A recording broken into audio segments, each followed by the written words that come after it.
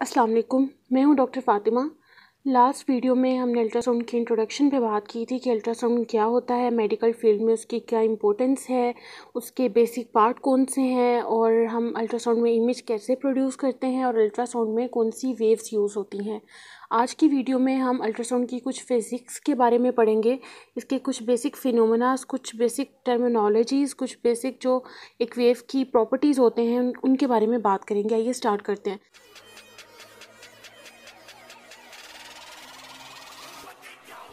Hello everyone, welcome to Med Sparkles.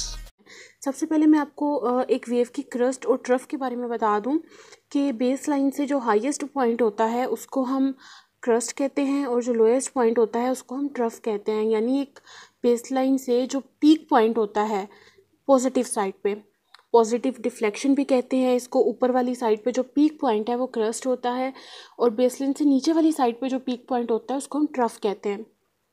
आगे हम wave की दो बेसिक प्रिंसिपल्स के बारे में बात करते हैं, साइकिल और पीरियड। साइकिल क्या होता है? The length of positive and negative deflection.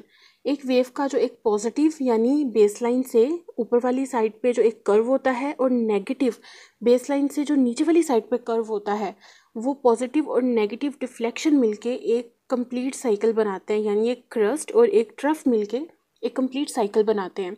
Period क्या होता है? एक सिंगल साइकिल को कंप्लीट होने के लिए जितना टाइम रिक्वायर होता है उसको हम पीरियड कहते हैं। इसका यूनिट माइक्रोसेकंड होता है। इस इमेज में मैं आपको बता दूं, मैं आपको एक बार दोबारा से रिवाइज करवा देती हूँ कि बेस लाइन से पीक पॉइंट जो होता है वो क्रस्ट होता है, जो लोअर पीक पॉइंट होता है वो ट्रफ होता है। एक साइकिल क्या होता है?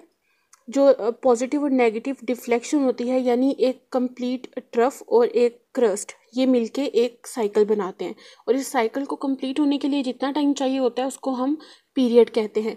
वेवलेंथ पे बात करते हैं। एक सिंगल साइकिल का जो लेंथ होता है या उसका जो डिस्टेंस होता है वो उसकी वेवलेंथ होती है। वेवलेंथ का जो यूनिट है वो मिलीमीटर है। वेवलेंथ इन्फ्लुएंस करती है इमेज क्वालिटी को, एक्सियल रेजोल्यूशन को। जैसा कि अगर मैं आपको यहाँ पे सिंपल वर्ड्स में बताऊँ, अगर हम लॉन्गर वेवलेंथ यूज़ करेंगे तो उसकी वजह से हमारी फ्रीक्वेंसी जो है वो लो हो जाती है। उसकी वजह से इमेज क्वालिटी जो है वो काफ़ी कम हो जाती है, हमें इतनी अच्छी इमेज क्वालिटी नहीं मिलती। लेकिन अगर हम शॉर्टर वेवलेंथ यूज़ करते हैं तो उसकी वजह से फ्रीक्वेंसी हाई हो जाती है। फ्रीक्वेंसी हाई होने की वजह से जो हमारे पास इमेज आता है वो हाई रेजोल्यूशन इमेज होता है। ये सारे एक दूसरे से बहुत इंटरलिंक करते हैं। Frequency, time period, wavelength, amplitude, ये सारे जो हैं एक दूसरे के डायरेक्टली और इन्वर्सली प्रोपोर्शनल हैं। इनको आपको थोड़ा सा फोकस करके समझने की ज़रूरत है। बाकी ये सारी चीज़ें बहुत आसान है। अगर हम इसके फॉर्मूला की बात करें तो वो है लैम्डा, जो कि वेवलेंथ है, is equal to speed of sound over frequency. यानी ये फ्रीक्वेंसी के इन्वर्सली प्रोपोर्शनल है और स्पीड ऑफ साउंड के डायरेक्टली प्रोपोर्शनल है। आगे हम बात करते हैं फ्रीक्वेंसी की। फ्रीक्वेंसी क्या होती है? नंबर ऑफ साइकिल्स पर सेकेंड। एक सेकेंड में जितने साइकिल्स पास होते हैं उसको हम फ्रीक्वेंसी कहते हैं। फ्रीक्वेंसी का जो यूनिट है वो पर सेकेंड भी है, लेकिन मोस्टली जो हम यूज़ करते हैं वो हर्ट्ज़ करते हैं। अल्ट्रासाउंड में जो हम फ्रीक्वेंसी यूज़ करते हैं, हमने लास्ट लेक्चर में भी बात की थी कि जो ऑडिबल रेंज होती है वो 20 हर्ट्ज से 20,000 हर्ट्ज तक की होती है। जो इससे ज़्यादा एक्सीड कर जाती है वो अल्ट्रासाउंड होती है और वो ऑडिबल रेंज में नहीं आती। उन्हीं वेव्स को हम जो है वो यूज़ करते हैं अल्ट्रासाउंड के लिए।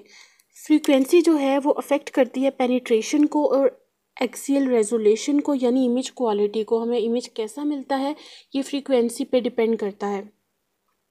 अगर सिंपल वर्ड्स में बात करूं तो अगर आप हाई फ्रीक्वेंसी यूज़ कर रहे हैं तो उसकी वजह से जो पेशेंट की बॉडी में वेव्स की, साउंड वेव्स की पेनिट्रेशन होती है वो कम हो जाती है, लेकिन जो हमें इमेज मिलता है वो इमेज क्वालिटी बहुत अच्छी होती है, हाई रेजोल्यूशन इमेज मिलता है। लेकिन अगर हम लोअर फ्रीक्वेंसी यूज़ करते हैं तो उसकी वजह से पेशेंट की बॉडी में डीपली पेनिट्रेट करती हैं वेव्स, लेकिन इमेज क्वालिटी थोड़ी लो हो जाती है। तो ये फिनोमेना अगर आप अच्छी तरह समझ लेते हैं और आपको पता होता है तो हम इसको इस तरह से यूज़ करते हैं कि अगर एक थिक पेशेंट आ गया है, ठीक है, उसमें हम फ्रीक्वेंसी जो है वो लो कर देते हैं। लो फ्रीक्वेंसी होने की वजह से जो पेशेंट की बॉडी में जो वेव्स हैं वो डीपली पेनिट्रेट करती हैं और हमें जो डीपर स्ट्रक्चर्स हैं वो भी इजीली नज़र आ जाते हैं। अगर हाई फ्रीक्वेंसी हो तो वो सुपरफिशियल स्ट्रक्चर्स के लिए अच्छी होती है। इस इमेज में आपको हाई फ्रिक्वेंसी और लो फ्रिक्वेंसी नज़र आ रही हैं। आपको मैंने बता दिया कि इनका जो है कि इमेज पे क्या अफेक्ट पड़ता है, ये किस तरह से पेनिट्रेट करती हैं। इसके रिलेशनशिप की बात करें तो फ्रीक्वेंसी टाइम पीरियड के इन्वर्सली रिलेशनशिप में आती है, ये इसकी इन्वर्स होती है। यानी अगर फ्रीक्वेंसी ज़्यादा है तो टाइम पीरियड कम हो जाता है, अगर फ्रीक्वेंसी कम है तो टाइम पीरियड ज़्यादा हो जाता है। इस इमेज में आपको जो है ना बहुत इजीली समझ आ जाएगा कि अगर हम हाई फ्रिक्वेंसी यूज़ करते हैं तो उसमें मोर साइकिल्स पर सेकंड हो जाते हैं, यानी एक सेकंड में जितने साइकिल्स जो हैं वो गुजर रहे हैं वो ज़्यादा हो जाते हैं। बेटर रेजोल्यूशन हो जाती है लेकिन लेस पेनिट्रेशन होती है। ये सुपरफिशियल स्ट्रक्चर्स के लिए, सुपरफिशियल बॉडी के लिए जो है ना ये अच्छा होता है। और थिन पेशेंट्स में जो है इसकी वजह से हम हाई फ्रिक्वेंसी के थ्रू जो है ना वो स्कैन करते हैं। लो फ्रिक्वेंसी जो होती है उसमें लेस साइकिल्स पर सेकंड होते हैं, यानी एक सेकंड में बहुत कम साइकिल्स जो है वो पास करते हैं। लेस रेजोल्यूशन होती है, इमेज क्वालिटी कम हो जाती है लेकिन डीपली पेनिट्रेट करती हैं और ये थिक पेशेंट में यूज़ होता है। एम्पलीट्यूड की बात करें, इसको हम पीक ऑफ द वेव भी कहते हैं। बेसलाइन से जो पीक होती है वेव की वो एम्पलीट्यूड होता है, इसको पावर भी कहते हैं और ये अल्ट्रासाउंड की स्ट्रेंथ को डिटरमिन करता है।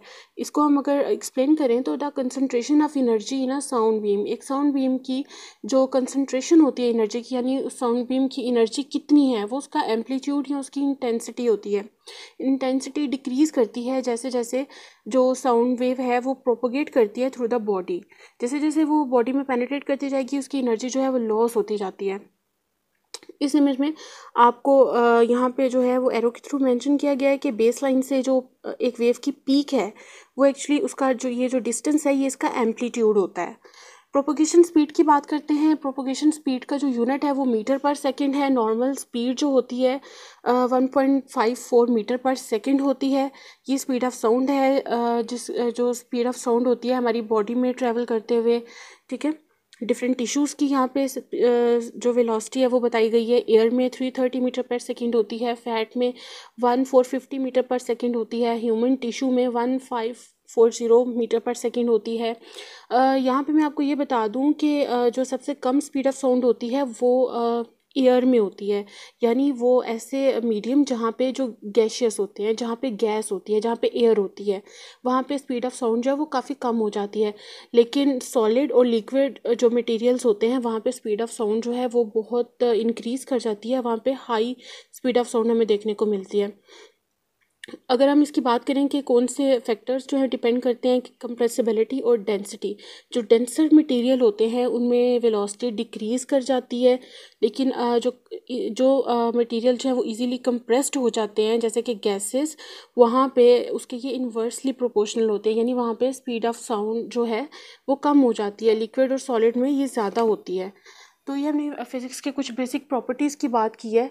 इंशाल्लाह नेक्स्ट वीडियो में हम प्रोब की कंस्ट्रक्शन के बारे में पढ़ेंगे कि प्रोब की कंस्ट्रक्शन क्या होती है, उसमें कौन से मटेरियल्स यूज़ होते हैं जिनकी वजह से साउंड वेव्स प्रोड्यूस होती हैं, वो साउंड वेव्स को सेंड करता है, सिग्नल को भेजता है और वापस रिसीव करता है। ये हम नेक्स्ट वीडियो में पढ़ेंगे।